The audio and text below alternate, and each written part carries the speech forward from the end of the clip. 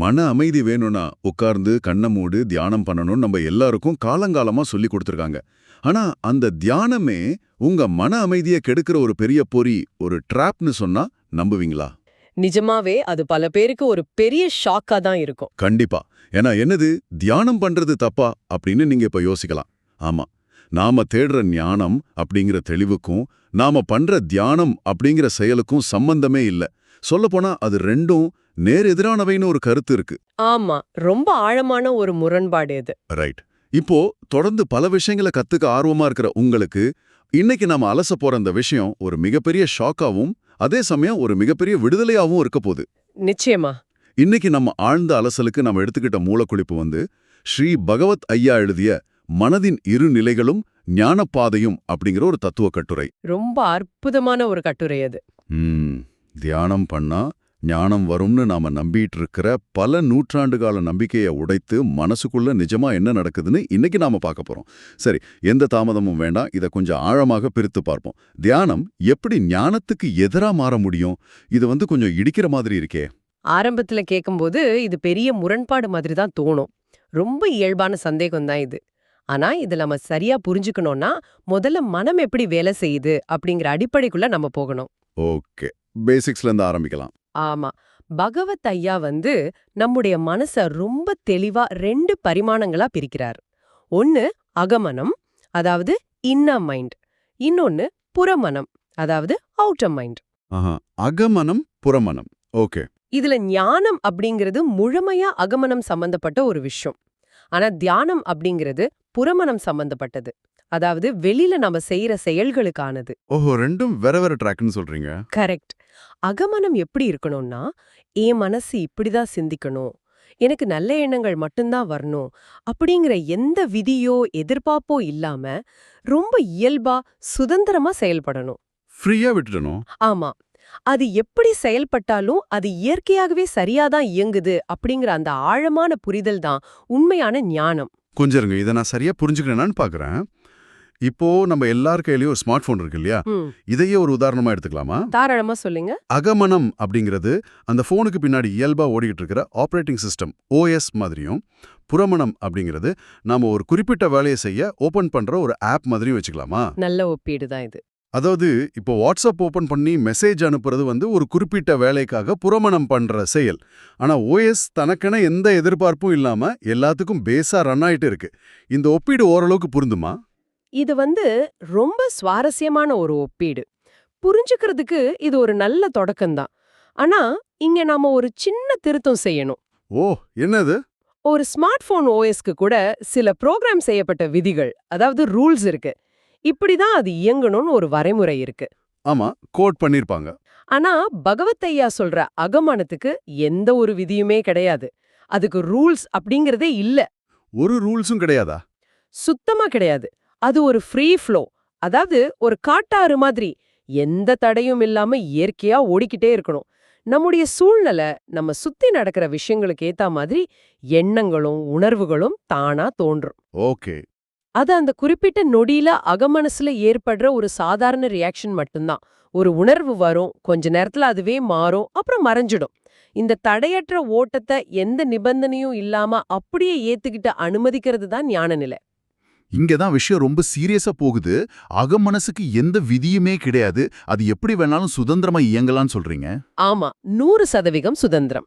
இது கேட்கும்போது எனக்குள்ள ஒரு பெரிய தயக்கமும் பயமும் வருது. இப்போ ஒருத்தருக்கு திடீர்னு ரொம்ப மோசமான, கோபமான இல்ல வக்ரமான எண்ணங்கள் வருதுன்னு வைங்க. அகமனம் சுதந்திரமா இருக்கலாம்னு சொல்லிட்டு அந்த எண்ணங்களை அவர் அப்படியே வெளியில செயல்படுத்திடலாமா? அப்படி செஞ்சா அது தப்பு தானே? அதான் சொல்றேன், மனசுக்குள்ள எந்த கட்டுப்பாடும் இல்லனா அது ரொம்ப ஆபத்தான ஒரு விஷயமா மாறிடாதா?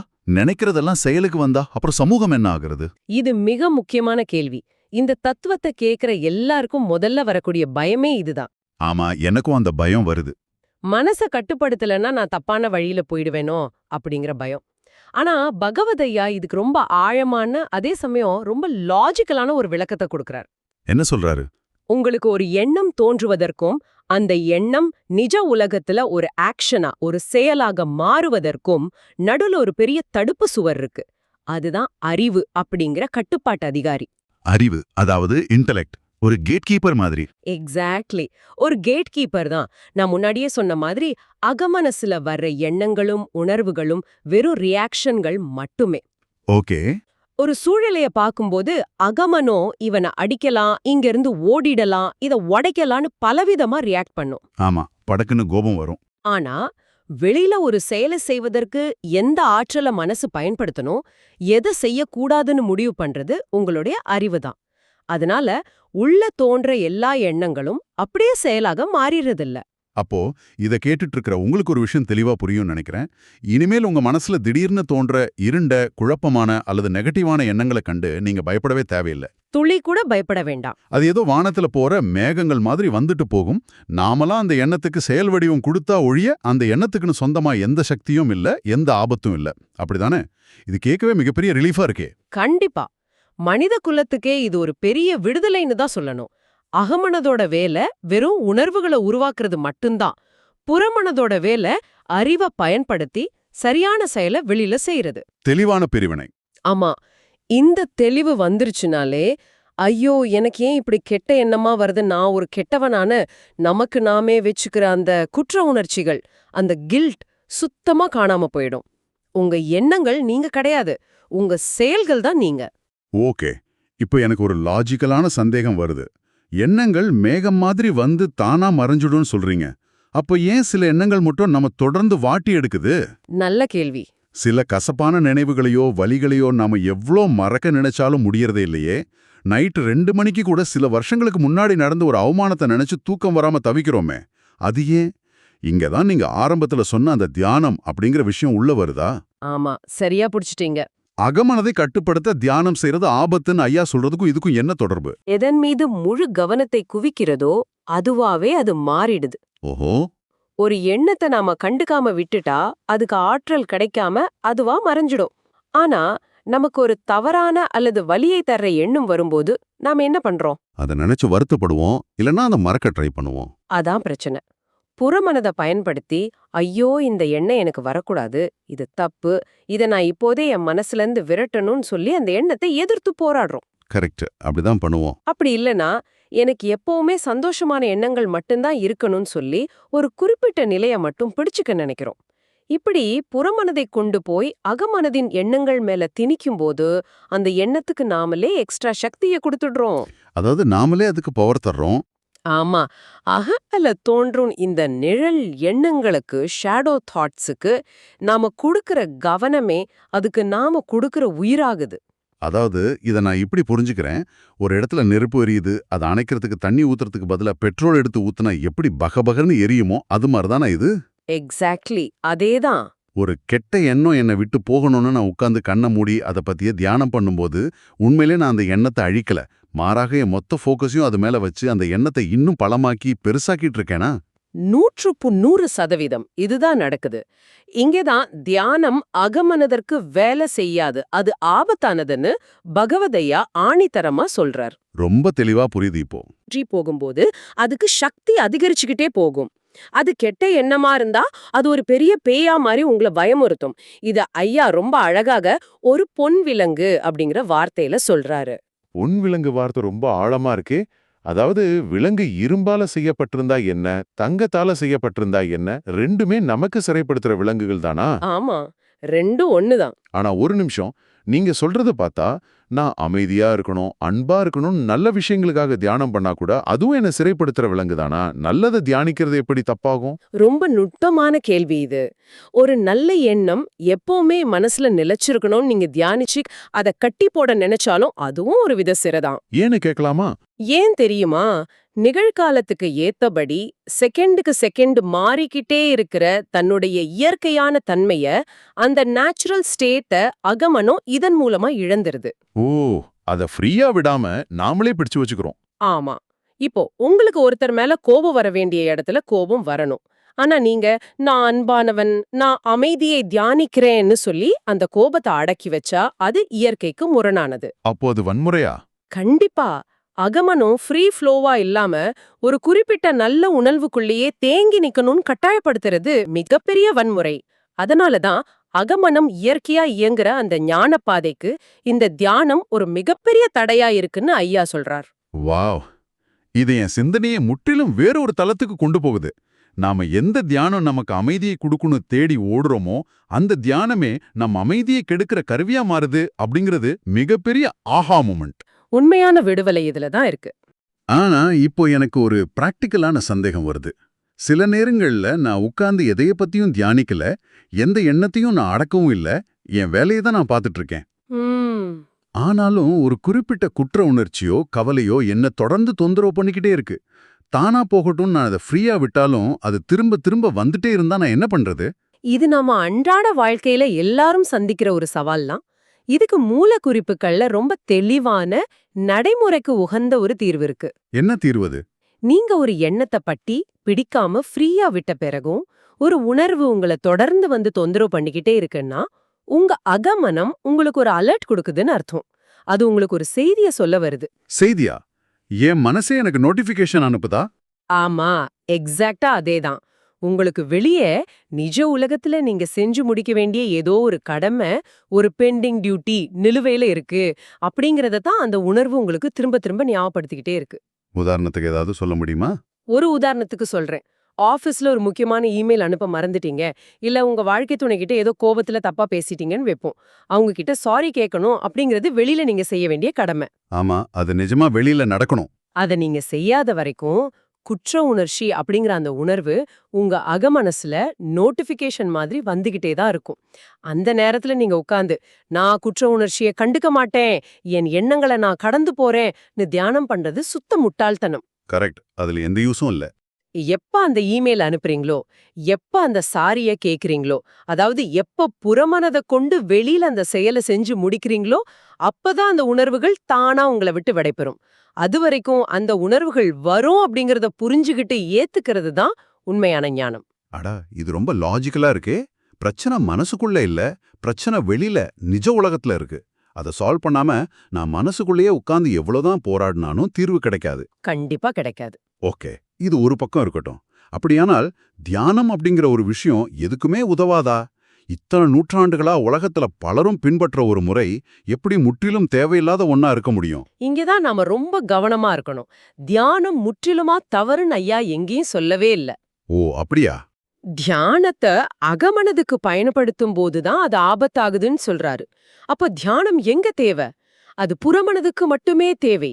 நம்ம வெளியில ஒரு செயலை செய்யறோம் இல்லையா, அந்த செயலை சிறப்பா முழு கவனத்தோட செய்யறதுக்கு தியானம் தேவை. புரியுது. தியானம் அப்படிங்கிற வார்த்தைக்கே ஒன்றுதல், அதாவது முழுமையா ஃபோக்கஸ் பண்றது அப்படின்னா அர்த்தம். நீங்க செய்யற செயலோட நீங்க முழுமையா ஒன்றி விடுவதே உண்மையான தியானம். So what does this all மீன்? அப்படியானால் நான் தனிமையில ஒரு அறையில உட்கார்ந்து மூச்சை கவனிச்சு எந்த சிந்தனையும் இல்லாம இருக்கிறது மட்டும்தான் தியானம் இல்லையா? நான் வீட்ல சமையல் அறையில பாத்திரம் கழுவுற வேலைய முழு கவனத்தோட என் மனசை குவித்து வேற எந்த சிந்தனையும் இல்லாம செஞ்சா அந்த செயல் கூட ஒரு தியானம் தானா? எந்த சந்தேகமும் இல்ல. நீங்க பாத்திரம் கழுவுறத முழு ஈடுபாட்டோட செஞ்சா அதுவும் தியானமே தான். ஒரு சாஃப்ட்வேர் இன்ஜினியர் கோடிங் பண்றது, ஒருத்தர் வண்டி ஓட்டுறது, இல்ல ஒரு ஓவியர் படம் வரைகிறது, இப்படி எதை செஞ்சாலும் உங்க புறமனத அந்த செயல்ல முழுமையா குவித்து செய்யறது தான் உண்மையான புறமன தியானம். அதுக்கே ஒரு தனி பவர் இருக்குல்ல? ஆமா. இதுக்கு நீங்க தனியா மலையடிவாரத்துக்கு போகவோ, இல்ல மணிக்கணக்கா ஒரு இருட்டறையில பயிற்சி பண்ணவோ எந்த அவசியமும் இல்ல. நாம செய்யற ஒவ்வொரு செயலையும் மனமொன்றி செஞ்சாலே போதும். அதுவே சிறந்த தியானம். உள்ளே அகமனதில் முழு சுதந்திரம், வெளியே புறமனதில் செயலில் முழு கவனம்.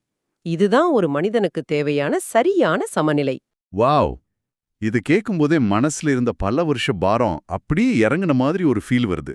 இன்னைக்கு நாம மனசை பத்தி பல கோணங்கள்ல ரொம்ப ஆழமா அலசியிருக்கோம்.